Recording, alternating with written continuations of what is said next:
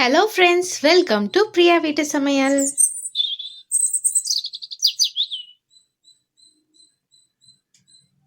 இன்னைக்கு நம்ம சேனல்ல ராகி தோசை பீன்ஸ் கிரேவி எப்படி பண்ணுறதுன்றத பார்க்கலாம். முதல்ல நம்ம பீன்ஸ் கிரேவி செஞ்சிடலாம். அதுக்கு கடாயில் 2 டீஸ்பூன் அளவுக்கு எண்ணெய் சேர்த்துக்கலாம். எண்ணெய் சூடானதும் 1 டீஸ்பூன் கடுகு, 1 டீஸ்பூன் உளுத்தம்பருப்பு, 1 டீஸ்பூன் சீரகம், இது எல்லாத்தையும் சேர்த்துக்கலாம். கொஞ்சமாக கருவேப்பிலை, 1 டீஸ்பூன் இஞ்சி பூண்டு விழுது சேர்த்துக்கலாம். சேர்த்துட்டு இது எல்லாத்தையும் நல்லா வதக்கிடலாம். இப்போ இதில் பொடியாக நறுக்கின ஒரு மீடியம் சைஸ் வெங்காயத்தை சேர்த்துருக்கேன். வெங்காயம் நல்லா வதங்கினதுக்கப்புறமா 2 மீடியம் சைஸ் தக்காளியை நறுக்கி சேர்த்துருக்கேன். அதுக்கப்புறமா 4 டீஸ்பூன் அளவுக்கு குழம்பு மிளகாய் தூள் சேர்த்துருக்கேன்.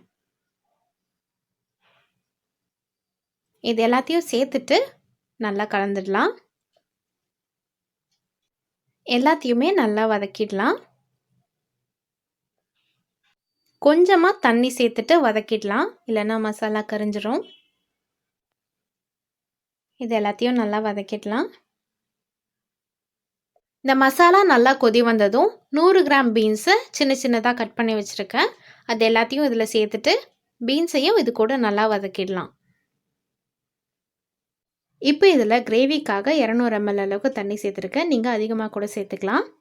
சேர்த்துட்டு இது எல்லாத்தையும் நல்லா கலந்து விட்டுருங்க. இப்போ இதில் தேவையான அளவுக்கு உப்பு சேர்த்துடலாம். பீன்ஸ் நல்லா வேகிறதுக்காக இதை மூடி வச்சிடலாம். ஒரு 3 நிமிஷத்துக்கு அப்புறம் நம்ம இப்போ ஓப்பன் பண்ணி பார்க்கலாம். பீன்ஸ் நல்லாவே சாஃப்டாக இருக்கும். இதில் கொஞ்சமாக நறுக்கின மல்லி இலையை சேர்த்துக்கலாம். இது எல்லாத்தையும் நல்லா கலந்துட்டு இப்போ ஸ்டவ்வை ஆஃப் பண்ணிடலாம். ரொம்பவே ஹெல்த்தியான பீன்ஸ் கிரேவி ரெடி ஆகிடுச்சு. பீன்ஸில் நமக்கு தெரியாத சில சத்துக்களும் இருக்குது. நிறைய vitamin A, C and K இருக்குது. அதே மாதிரி ஃபாலிக் ஆசிட் இருக்குது. அயன், கால்சியம், மெக்னீஷியம் போன்ற சத்துக்களும் இருக்குது. கொழுப்பு சத்து குறைவாக இருக்கிறதுனால கேலரிஸும் இதில் குறைவாக இருக்குது. பீன்ஸ் கிரேவிக்கு நான் இன்றைக்கி ராகி தோசை செஞ்சுருக்கேன். எப்படி பண்ணுறதுன்றதை பார்க்கலாம். அதுக்கு முன்னாடி ராகியில் உள்ள சத்துக்களை பற்றி பார்க்கலாம். புரத சத்து, நார் சத்து, மெக்னீஷியம் இது எல்லாமே இந்த தானியத்தில் இருக்குது. இது பசியை கட்டுப்படுத்துறதுனால உடல் எடை குறைக்க உதவுகிறது. அதே மாதிரி காலையில் ராகியில் செய்யப்பட்ட உணவை நம்ம சாப்பிட்டு வந்தோன்னா நம்ம உடலுக்கு நல்லாவே உற்சாகம் கிடைக்கிறது. ராகி தோசை செய்யறதுக்கு ஒரு மிக்சிங் பவுலில் 1 கப் ராகி மாவு, 1/2 கப் ரவை, உப்பு தேவையான அளவு, 1/4 கப் தயிர், இதில் 2 கப் அளவுக்கு தண்ணி சேர்த்துட்டு இது எல்லாத்தையுமே நல்லா கலந்துடலாம். மாவில் கட்டியெல்லாம் இல்லாத மாதிரி நல்லா கலந்துடலாம். மாவு ரொம்பவே தண்ணியாக தான் இருக்கணும். அதனால் இன்னும் கொஞ்சம் தண்ணி சேர்த்துட்டு நல்லா கலந்துக்கலாம். நம்மளுடைய மாவு இப்போ ரெடி ஆயிடுச்சு. தோசைக்கல் நல்லா சூடானதுக்கப்புறமா நம்ம மாவு ஊற்றிடலாம்.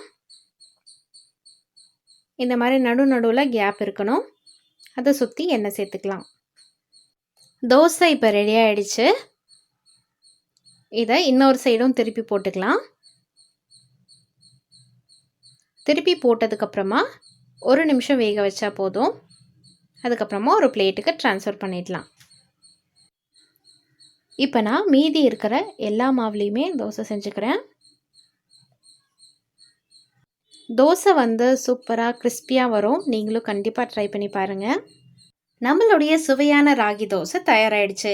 அடுத்தடுத்த வீடியோக்களில் இதே மாதிரி சுவையான சத்தான தானிய வகைகளை வச்சு பிரேக்ஃபாஸ்ட் ரெசிபீஸ் அப்லோட் பண்ணுறேன். அது எல்லாத்தையும் நீங்கள் பார்க்கணுன்னா மறக்காம பிரியா வீட்டு சமையலை சப்ஸ்கிரைப் பண்ணி பக்கத்தில் உள்ள பெல் ஐக்கானையும் ப்ரெஸ் பண்ணுங்கள். தேங்க்யூ ஃபார் வாட்சிங்.